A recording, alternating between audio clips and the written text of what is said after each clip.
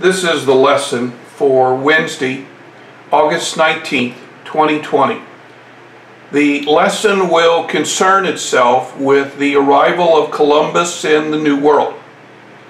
Now, when I was in the 4th grade, Miss Catherine, my teacher, said that in 1492 Columbus sailed the ocean blue.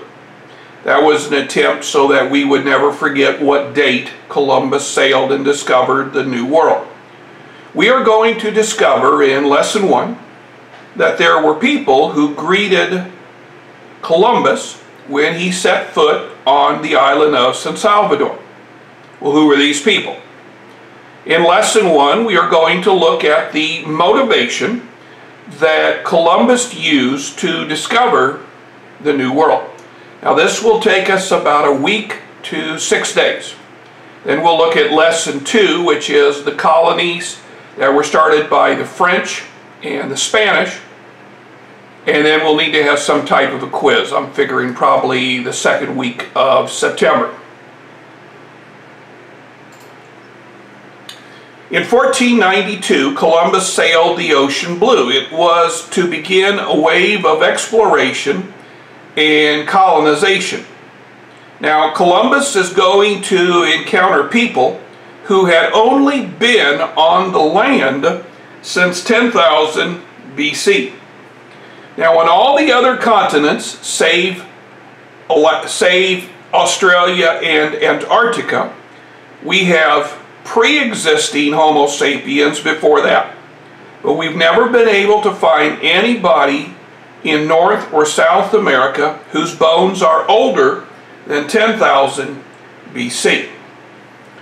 We will end in 1763 when France is going to sign the Treaty of Paris that ends the French and Indian War. That would be the end of Lesson 4. So we're going to put Lessons 1, 2, 3, and 4 together, and that will give us our first look at American history. Now, if you look at paintings that were done of Native Americans interacting with Europeans during this time period, you will come to the conclusion that most Europeans, most Americans, saw Native Americans or Indians as uncivilized. Now, of course, that begs the question, what makes a group of people civilized? What makes a group of people uncivilized? This could be the beginning of an essay question for you to determine whether this group was civilized or not, and then defend your answer.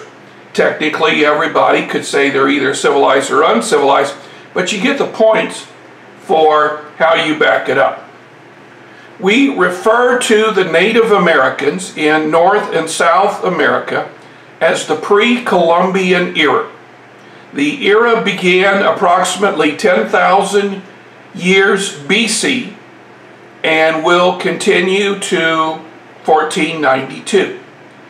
These Native Americans, we believe, had migrated from Asia. Geologically, we know that about 10,000 years ago, the Earth was going through a mini ice age. And this ice age is going to build an ice bridge from Asia to North America. We think Asians are going to walk across this bridge and go into North America, and then years later the ice bridge is going to melt. Native Americans are what we call Neolithic. Neolithic. Neolithic is a term that means that everything they used was from stone. Now, we know that when Columbus set foot in the New World, he had metal swords. He had metal guns. Those Indians who greeted him, their weapons were made out of stone. Now, it is because of this that the Native Americans are going to develop a culture that's going to fit their environment. Now, we know that each tribe of Native Americans is going to have its own language. It's going to have its own distinctive habits, and it's going to have its own customs. Now, it is estimated that when Columbus sailed the ocean blue, there was somewhere between 30 to 50 million Native Americans. Now, of those 30 to 50 million Native Americans, they were divided up in tens of thousands of tribes. Again, each tribe had its own language, its own distinct habits, and its own customs. Native Americans are going to use tools made out of stones. This here is a gold something or other, maybe we'll call it a dog, I'm not really sure what it's a figurine of. And this was used in the religious ceremonies of Native American tribes. Now, of course, to a European, this has value.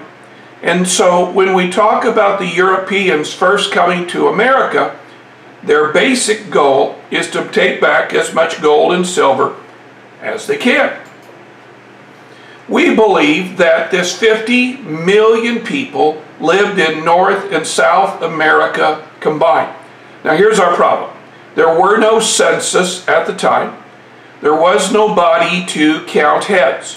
What we do is we look at the number of villages for the number of tribes and make an estimate. Now, we are going to take these 50 to 100 million people, and we're only going to worry about the Native Americans who lived in North America. For our purposes for this class, we are not going to worry about the Native Americans who lived in South America. We are going to take a map of North America and we're going to divide it into regions. And so what you must do for the quiz is you must know the various regions.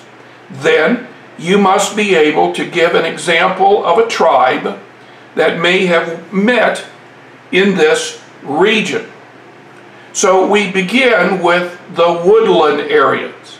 The woodland Indians developed along the east coast of what is now the United States. They extended as far inland as the Mississippi River Valley. Now, if we were to go to Westphalia, just outside of Westphalia, Missouri, is Painted Rock Natural Resource Area. It is an area that was an encampment in inhabitants of the Osage Indians, who were a woodland Indian. Now, let's give some more examples besides the Osage. One good example would be the Iroquois. The Iroquois lived in what is now upstate New York. So if you could find the Finger Lakes, if you could find Lake Erie, Lake Ontario, this is an area where the Iroquois lived. If one was to go into Georgia, South Carolina, North Carolina, Tennessee, one would be in the Cherokee Indian Nation. Now, these are all woodland Indians. Here is a recreation of a woodland Indian campsite. Now, notice these homes are permanent. They don't move. The woodland Indians are going to be domesticated. They are going to grow crops. This area is rich in game, particularly deer and turkey. And that's what the Native Americans are going to live off of. These Native Americans in the woodland region had their own language, but not their own writing. And that's why many Europeans referred to them as uncivilized, because they did not record their history. Typically what would happen is each tribe would have a person who would learn the stories from the older Native Americans. And then this person would tell the stories to the younger Native Americans. And when this person got old, he would pass this knowledge on to the next generation and the next generation. Very similar to what we're doing in this class. For most woodland Indians, the hierarchy of command was based either on trial by combat or nepotism. Now, nepotism is where power is passed on based on your family. So your daddy was chief. When he dies, you become chief. If you have a child, a boy child, that boy becomes a chief. But there's also what we call trial by combat. Let's say that your daddy dies and you are appointed chief. I don't really care for you. I think you're going to be a lousy chief. I can challenge you to trial by combat. Very similar to what they did during the Middle Ages. The guy who lives is the new leader. Now, here is a map of North America and the top part of South America. What I will do on the quiz is I will take this map and I will place on it certain locations. Maybe I'll call them location 1, location 2, location 3. Maybe I'll call them location A, location B, location C. I will ask you, and maybe say a multiple choice question, which letter represents the location of the Woodland Indians? Well, you'd have to find the one that's on the east coast of the United States. Or I might say the Cherokee Indians would be found in which of the lettered area? And again, you would go somewhere on the east coast of the United States. Now we should have 1, 2, 3, 4, 5. We should have 5 different Native American tribes just in North America, and a 6th one in South America. Now we are going to have to do one tribe in South America because of something the Spanish are going to do in the next lesson. The Native Americans who lived on the Great Plains were mobile. Now notice these teepees of the Sioux Indians are mobile. They can go with the buffalo. Now we would call the Plains Indians transit. They follow the buffalo. So when the buffalo roam, so do these Native Americans. No pun intended. One of the things we have to remind ourselves in our notes is prior to the Spanish, all of the Native American tribes who lived on the plains had to walk from point A to point B. There were no horses. Horses are going to come over with the Spanish. Now, here is an artist's conception of a buffalo hunt. Here we see 2 braves who have disguised themselves, I would say, as dogs. And they are creeping up on the buffalo. And when they get close enough, they are going to shoot the buffalo with their arrows. I only hope for their sake that they're good shots, because a wounded buffalo is far more dangerous than a buffalo who is not wounded. Ideally, what these people will do is they will get up and scare the buffalo to stampede in a particular direction.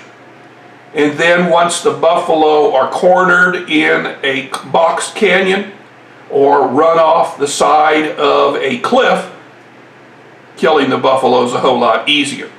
Now, if you were a young man and you wanted to prove to the chief that you were a brave, the easiest way is to go on one of these buffalo hunts. Of course, if you survived, your daddy could tell the tale of how you stopped the buffalo or how you killed the buffalo. If you are trying to court a young lady, this would be a good way to say to her, see how brave I truly am. So here we go. Hang on for a second. Here we are. Here is that map again. Now, can you find on this map the present-day states of Nebraska, North and South Dakota, Montana, Wyoming, Kansas, Colorado. These are all part of the tribes that make up the Plains Indian. Now, the biggest tribe back then and the biggest tribe today are the Sioux Indians. Now, that's S-I-O-U-X. That's how it's spelled, but it's pronounced like the young lady's name. So we have the Woodland Indians, we have the Plains Indians. Number 3 are what we call the Desert Indians. Now, the Desert Indians must protect themselves from the great heat in the desert and must build their lodgings near water. Now, if you ever have a chance to go into southwestern Colorado, this is Mesa Verde National Park. The homes have been built into the side of a cliff. So you go to the top of the mesa of Mesa Verde and you descend ladders into these cliff dwellings. And there one of the guides will tell you about these buildings. Now, most of the guides at Mesa Verde are members of the Navajo Indian tribe. Most of the land in Mesa Verde is part of the Navajo Nation. So once you get out, or while you're waiting to go in, there are stores that you can go into, and truly the wares that you can buy are made by Native Americans. Now, this is how you would grow crops. The Anasazi and the Apache were probably 2 of the most populous tribes in the desert region.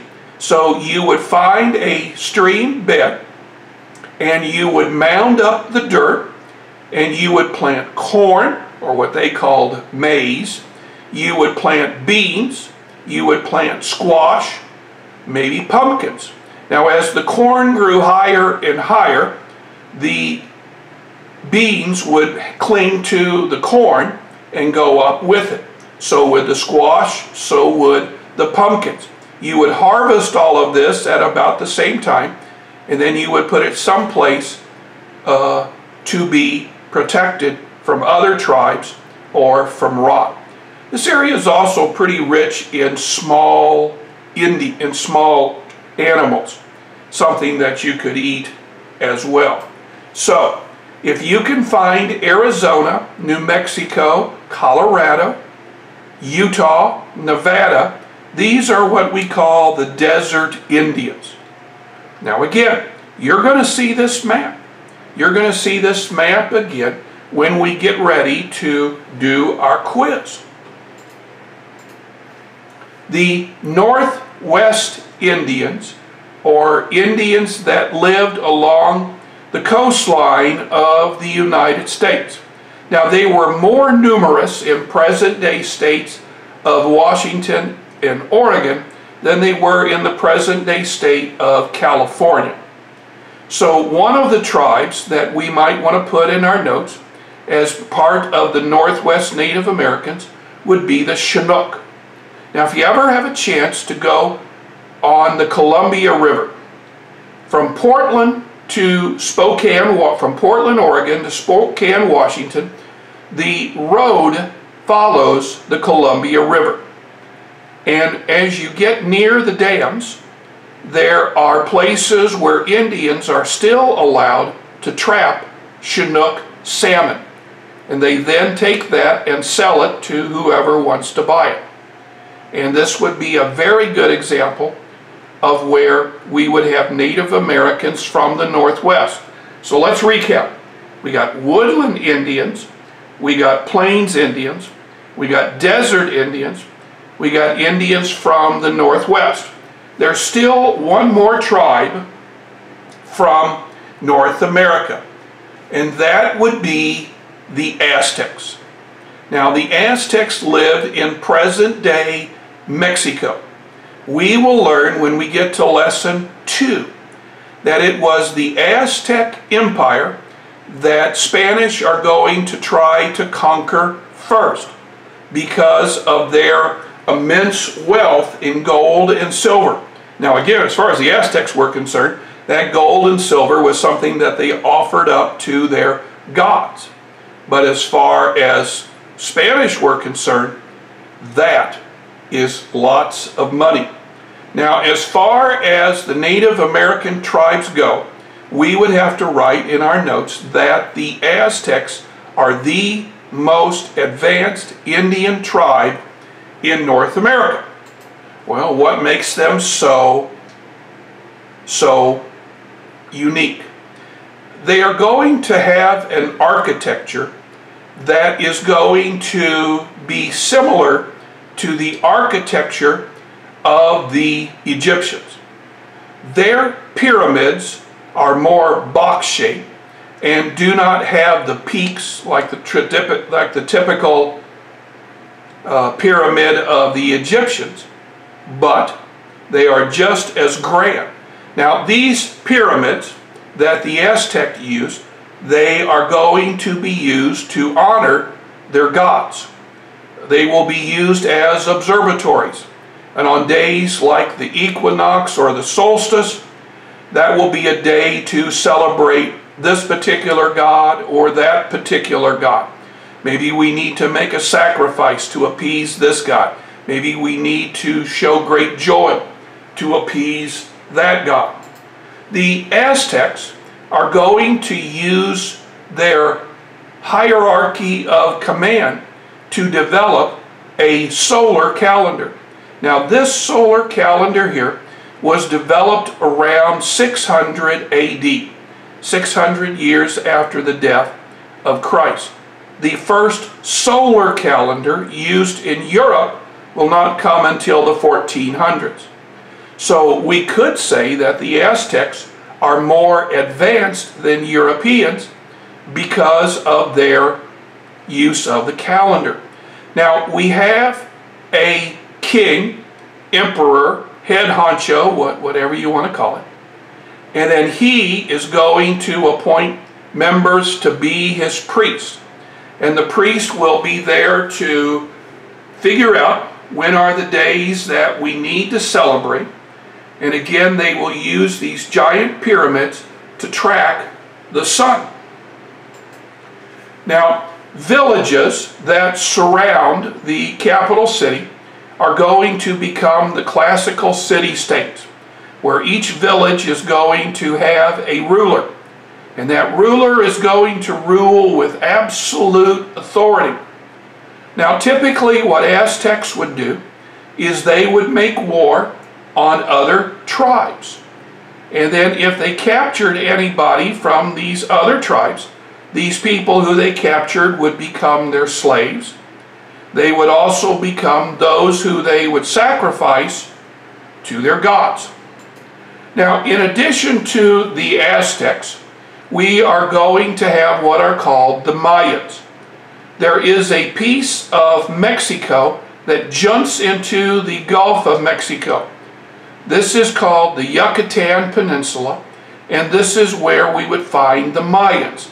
Now, the Mayans and the Aztecs are going to be at war with each other long before the Spanish arrive. And we will hear about a Spanish conquistador by the name of Cortez, who will make a deal with the Mayans. If they helped him out, he would help them out in destroying the Aztec culture. They were pretty safe. Now, so far in our notes, we have the woodlands, the plains, the desert, the northwest, the Aztecs in Mexico. Our last Indian tribe we're going to have to worry about are the Incas. Now, the Incas lived in what is now South America. If you can find Peru on a map, then you can find the Inca Empire. As with the Aztecs, the Incas are going to develop a culture that is quite advanced. Inca math, Inca architecture is just as great as the Aztecs, and some say better than Europeans. Now, when I was a kid, we had to learn arithmetic. We learned to add and subtract, multiply and divide. I'm assuming that's what you did when you were in elementary school. But in elementary school, they probably began to teach you about algebra. What makes algebra different from arithmetic is algebra uses the 0 as an integer. And this is what we learned from the Aztecs and the Incas. Math as we know it is going to change tremendously in the 1500s because of the use of 0. We can create an algebraic expression if we give 0 a value. So here is a map of North America, and what we need to do is we need to mark the location of all of our Indian tribes. Now, do you have a specific tribe for each region? I think this would be a good place for us to stop today. Tomorrow we'll look at Aztecs and Incas, and we'll watch a little video to help us better understand what is going on.